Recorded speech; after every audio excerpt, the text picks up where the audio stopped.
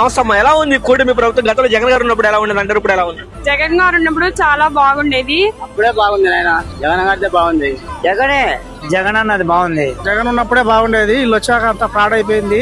మేము స్టూడెంట్స్ కాబట్టి ఆయన ఉన్నప్పుడు మా కాలేజెస్ కానీ మా ఎడ్యుకేషన్ కానీ చాలా బాగుండేది. మాకు ఆయన వల్ల చాలా వరకు మేలు జరిగింది నా, అందుకని అభిమానం. మా యొక్క సర్జరీ కూడా ఆయన పెట్టిన దాని వల్లే జరిగింది, ఆరోగ్యశ్రీ కార్డు వల్లే జరిగింది, అందుకని అభిమానం ఎక్కువ. జగన్ గారు సార్ వచ్చినాక మహిళలకు చాలా మంచిగానే చేసినారు సార్. మా స్కాలర్షిప్ మాకు 45 పెన్షన్ అంతా ఇచ్చాను జగన్. పిల్లలకి పిల్లలకి ఇచ్చిన ఇప్పుడు ఈ కూటమి ప్రభుత్వం ఏం ఇవ్వట్లేదా? ఇది ప్రభుత్వం అనేది.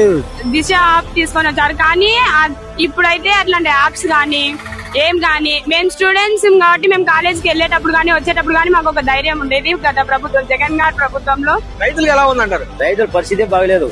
వారాలు జాచి పైరు సైతం పైరు రాలే. గిట్టుబాటు ధర కానీ ఈక్వైస్ కానీ ఈ క్రాప్ కానీ ఏమైనా చేస్తారా? జగన్ చేస్తాను అడిగితే ముందు, ఇప్పుడు చేయడం లే. రైతు బిడ్డ కదా, బాగా చేస్తాడు. అన్ని పారబోతున్నారు కదా, రైతులకు గిట్టుబాటు లేక పడేస్తున్నారు. ఇప్పుడున్న ప్రభుత్వం అయితే చెప్పాలంటే జగన్ అన్ని టయానికి అన్ని మొత్తం అన్ని కరెక్ట్ గా చెప్పినట్టు అన్ని వదిలినాడు. జగన్ సారే బాగా ఇచ్చినారు అనే టాక్ వస్తుంది ఇప్పుడు బాగా అందరు మహిళలలో. వృద్ధాప్యంలో ఉన్న వారికి పింఛన్ అయినా, స్టూడెంట్స్ కి విద్యా దీవెనైనా, సచివాలయంస్ అయినా కూడా, వాలంటీర్స్ అయినా కూడా, రేషన్ అయినా కూడా ఇంటి దగ్గరకు వచ్చి ఇచ్చేది. ఇప్పుడున్న ప్రభుత్వం అయితే రేషన్ అయితే అక్కడికే వెళ్ళి మేము తెచ్చుకోవాల్సిన పరిస్థితి.